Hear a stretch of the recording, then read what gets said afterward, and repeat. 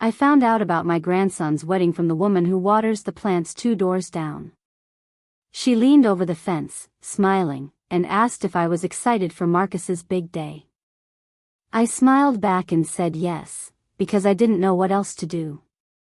Inside, something dropped straight through me. No one had told me. Not my son. Not Marcus. Not a single person in the family I had given my whole life to. That night I sat at my kitchen table and counted. Every aunt was invited. Every cousin. Neighbors I'd met twice. The man who fixed their roof. Everyone except me. The grandmother who taught that boy to read. I told myself there had to be a reason. A small venue. A mistake. A list that got away from someone. I almost believed it. Then Marcus added me to the family group chat by accident, and I scrolled up. And I finally understood why they needed me gone. My name is Eleanor Whitfield. Most people call me Ellie. I spent 31 years as a school librarian in the same small town, and I raised one son, Daniel, mostly on my own after my husband Tom's heart gave out when Daniel was 19. I am not a dramatic woman. I don't make scenes. I have spent most of my life being the person who smooths things over, who brings the casserole, who sits quietly in the back and claps the loudest. So when the wedding invitations went out and one never came to my mailbox, my first instinct was not anger. It was worry. I thought maybe it got lost. I thought maybe Daniel forgot to give the post office my new address after I downsized to the little house on Maple. For 3 days I checked the mail twice a day. Nothing came. Finally I called Daniel. He answered on the 4th ring, and I could hear noise behind him, people talking, a door closing. Mom, hey. Kind of in the middle of something. I asked him, as lightly as I could, about Marcus's wedding. There was a pause. Just a half-second too long. Yeah. It's getting complicated. Vanessa's handling the list. The venue's small, Mom. It's mostly her side. You know how it is. I didn't know how it was. But I said I understood. I always said I understood. He got off the phone fast. And I sat there holding it, telling myself that a small venue made sense. That family only made sense. That my son loved me and would never leave me out on purpose. But here's the thing about a lie you want to believe. It only holds until the first fact touches it. The first fact came from my sister Ruth. Ruth is 2 years younger than me and has never once in her life let a thing go. She called me that weekend, and somewhere in the middle of talking about her knee and her neighbor's dog, she said, "So I saw the seating chart Vanessa posted. That ballroom is enormous. 200 people, Ellie. Where are they even finding 200 people?" I went very still. A small venue. Mostly her side. That's what Daniel told me. 200 people in an enormous ballroom is not a small venue. And if there was room for 200, there was room for one more. There was room for me. I didn't say anything to Ruth. I didn't want her marching into the middle of it.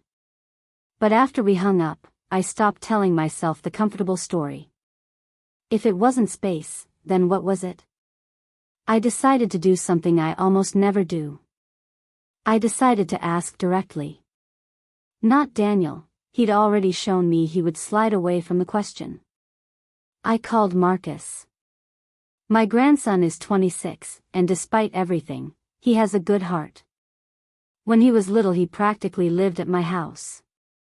I taught him to read at that same kitchen table. We made it through every chapter of every book he ever loved, his finger under each word. He picked up right away. "Grandma. Hey, I was actually gonna call you." And then he said the thing that turned my confusion into something colder. "I'm so glad you're not upset about the wedding." Mom said you told her the travel was too much for you, and you'd rather just celebrate with us after. I felt bad, but I get it. We'll do a whole dinner, just us, I promise. I held the phone and felt the floor tilt. I had never said that. I had never spoken to Vanessa about travel, or about the wedding, or about anything at all in months. There had been no conversation. There had been no. Someone had told Marcus that I declined. I am proud of myself for what I did next, because every part of me wanted to tell him right then. Instead, I took a breath and said, carefully, "Sweetheart, I would love that dinner." "Tell me, who told you I said no?" He sounded a little confused. "Mom did. She said you two talked." "Wait, you did talk, right?" "Of course," I said. "I just get foggy on dates." I lied to protect him. Because I didn't yet know what I was protecting him from. After we hung up, Marcus said he'd fix the mix-up, so I'd stop getting left off things, and he added me to what he called the family group chat. A little message popped up on my phone: "You were added to Whitfield family." 41 messages unread, then more. Months of them. I should have just scrolled to the bottom and said hello. Instead, I scrolled up. I want to tell you that I read it all calmly. I didn't. I read it standing at my counter with my reading glasses sliding down my nose and my heart going like a fist on a door. Most of it was ordinary. Photos. Dress shopping. A poll about chicken or fish. And then, threaded all through it, like a second conversation running underneath the first, was Vanessa. "Just please don't let anyone tell Eleanor the date yet. I can't deal with her making it about her. She ruins every event. Every single one. Remember Thanksgiving?" I remembered Thanksgiving. I had brought the pies and washed every dish and left early so they could have their evening. I remembered it very differently than she did. What I remembered was sitting at the end of the table while the conversation moved around me like water around a stone. I remembered offering to help and being told there was nothing to do. I remembered driving home in the dark and telling myself that this was just what it looked like when children grew up and built lives of their own. I had folded myself smaller and smaller at that table for years, and called it being gracious. Reading her words, I understood for the first time that my shrinking had never bought me anything. It had only made more room for the story she was telling about me. Then another message, from Vanessa, that I read 3 times. "She is exhausting and honestly kind of a burden at this point. Marcus doesn't need that energy on his wedding day. Trust me, it's easier this way. Once it's done, it's done." A burden. I had been called many things in 68 years. I had never been called that. Not by anyone.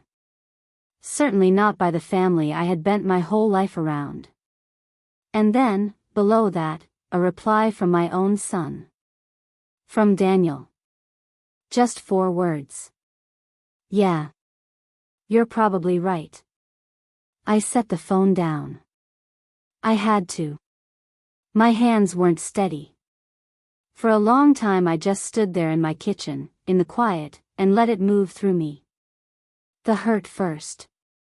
Then something underneath the hurt that I didn't expect. Because exhausting and ruins every event, those are insults. But it's easier this way, and once it's done, those are not insults. Those are a plan. People don't talk that way about an annoying relative. They talk that way about a problem they're trying to remove. That was the moment my grief turned into a question. What, exactly, was I in the way of? I went looking for the answer the way I find anything, patiently, one shelf at a time. I kept scrolling. Past the wedding talk, back into the older messages, the ones from the spring. And there it was, the thread that explained everything. It started with Vanessa complaining about money. The wedding was over budget. Daniel was stressed. And then an aunt, Daniel's aunt, Carol, wrote something that I think she meant kindly. "Can't your mom help? Didn't she and Tom always have a little put away? Ellie's never been tight with you too." The reply came fast. From Vanessa. "Do not bring that up around her. The last thing we need is Eleanor at this wedding reminding everyone she gave us that money. She's never let us forget it. We told everyone we saved for the down payment ourselves, and I'd like to keep it that way. She'll find a way to bring it up. She always does." I lowered myself into a chair. The money. 11 years ago, Daniel and Vanessa wanted to buy their first house. They were short. They were so close and so short, and Daniel came to me at this very table with his head in his hands, and I did what any mother would do. I gave them $40,000. Most of what Tom and I had set aside. I told them it wasn't a loan. I told them I never wanted to hear about it again. I told them it was just love, turned into a number. And I never did bring it up. Not once. Not at a single holiday, not in a single argument. I had nearly forgotten the exact figure until I read it in her words. But Vanessa had not forgotten. Vanessa had spent 11 years afraid of it. Afraid that one day, at one gathering, the grandmother in the back of the room would mention, even gently, that the beautiful house everyone admired had been bought partly with her dead husband's savings. They hadn't told people the truth. They'd told everyone they did it on their own. And I, quiet, casserole bringing, never bring it up me, was the only living proof that the story wasn't true. I wasn't exhausting. I wasn't a burden. I was a witness. And you don't seat a witness in the front row. I sat with that for a long while. And then, slowly, the librarian in me took over.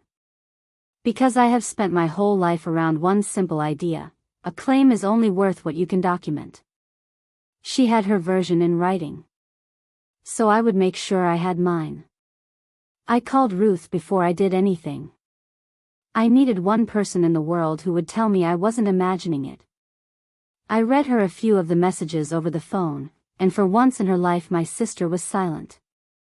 Then she said, very quietly, "Ellie, don't you dare go quiet about this. You've spent your whole life going quiet." She wanted to drive over that night and call Daniel herself. I told her no. I told her this was mine to carry, and that I had a plan, even if I didn't quite yet. What I had was an instinct. And the instinct said, gather first, decide later. Anger fades. Evidence doesn't. I took screenshots. Every message. The burden. The easier this way.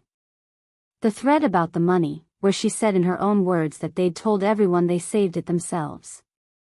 I saved them in a folder on my phone, the way Marcus once taught me, and then I emailed them to myself just in case, because I don't fully trust phones. Then I went to my filing cabinet, the gray one in the spare room that Tom bought at an office sale in 1994. I keep everything. Ruth teases me about it. But that day it stopped being a joke. It took me an hour. But I found it. The carbon copy of the cashier's check, dated April of 11 years ago. $40,000. Payable to Daniel Whitfield. And clipped behind it, the bank record, and a short note in my own handwriting that said simply, "For Daniel and Vanessa's home. With love.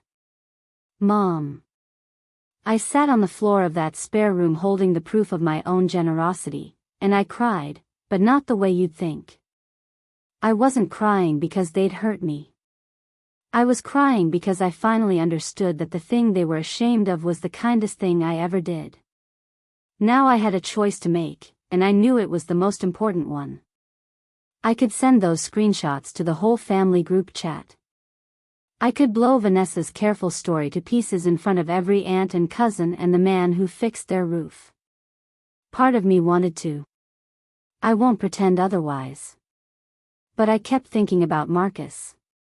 About his finger under the words. About a wedding day that he didn't ask for any of this to be part of.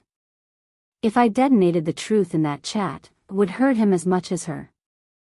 And I would become, at last, exactly what she'd accused me of being, the woman who ruined the event. I decided I would not give her that.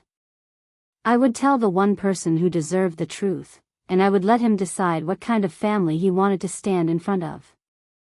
I called Marcus and asked him to come by. Just him. He came 2 days later, after work, still in his tie. I made coffee, the way I used to make him cocoa. And then I told him I needed to show him something, and that I was sorry, because once he saw it he couldn't unsee it. I handed him my phone, open to the chat. His own family's chat, the one he'd added me to himself. I watched my grandson's face as he scrolled. I watched it go from confusion, to disbelief, to something tight and grown-up and sad. He read his mother calling me a burden. He read easier this way. And then he got to the money, and to the part where she admitted, in writing, that they'd lied to everyone about how they bought the house. Then I slid the old cashier's check across the table. And the note in my handwriting. For Daniel and Vanessa's home. With love. Mom. He looked at it for a long time. You never said anything, he finally said. All these years. You never once told me. There was nothing to tell, I said. It was a gift. Gifts don't come with announcements. He put the phone down very carefully, like it might break. She told me you didn't want to come. She looked me in the eye and told me that. I know, sweetheart. And then my grandson, the boy I taught to read, said something I will carry for the rest of my life. You're coming to my wedding, Grandma. You're going to be in the front row. And I'm going to handle the rest. I told him I didn't want a scene. I told him I didn't want to be the reason the day went wrong. He shook his head. You're not the reason anything went wrong. You never were. I don't know everything that happened in the days between. I only know that Marcus went and spoke to his father. Daniel called me the night before the wedding.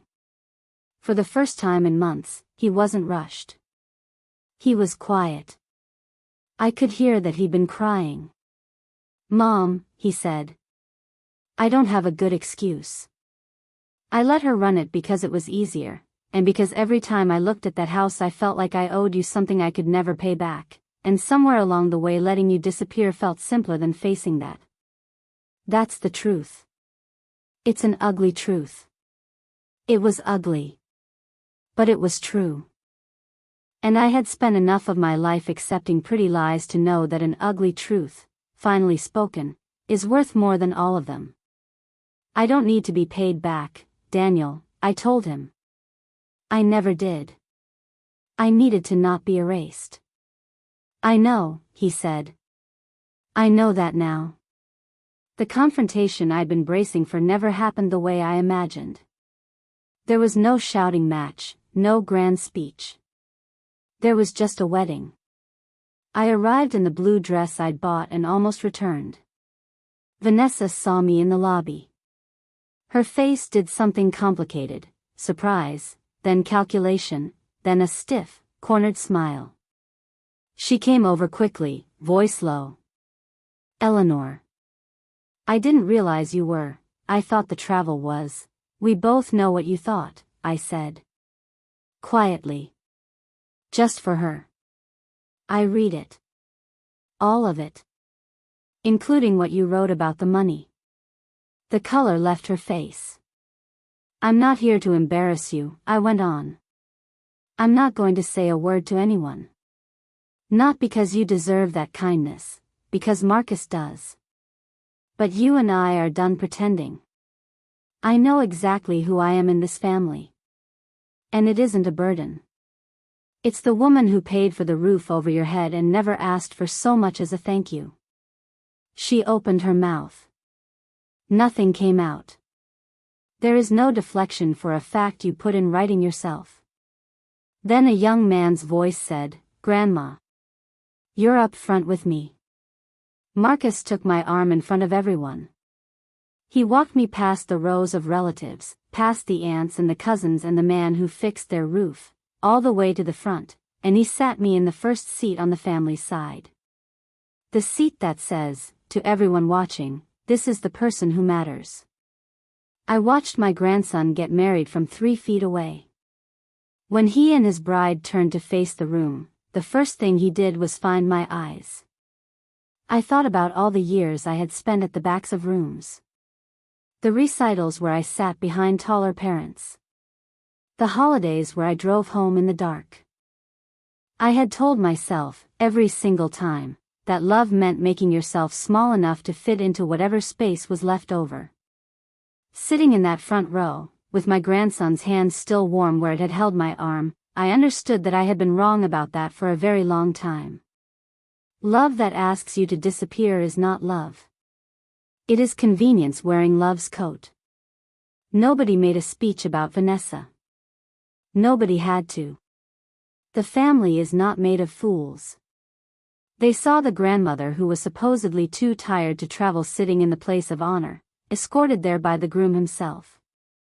They did the math. They always do, eventually. In the months since, things have rearranged themselves, the way they do when one true thing finally gets said out loud. Daniel comes by on Sundays now. We don't talk about the money. We talk about Marcus, and about Tom, and sometimes we just sit. It is not the relationship we had. It is something more honest, and I think, in time, it will be stronger for it. Vanessa and I are cordial. I never sent the screenshots to anyone. I didn't have to. She knows I have them, and I know she knows, and that quiet fact has done more to change how she speaks to me than any public reckoning ever could. The aunt who asked about the money found out the truth another way, as truths tend to travel, and the story that they bought that house all on their own quietly stopped being told. People ask me sometimes if I forgave them. I tell them the truth. I made peace, which is not always the same thing. What I learned, sitting at that table reading words I was never meant to see, is this. They didn't leave me off the list because I was too much. They left me off because I was a witness to a kindness they were ashamed of. And shame, when you hide it long enough, will make you cruel to the very person who showed you grace. I will never again let anyone shrink me into a secret. I gave my love freely, and I will not be made to feel small for it. I was the only one not invited to my grandson's wedding. And I was the one he walked to the front of the room. That was enough. That was more than enough.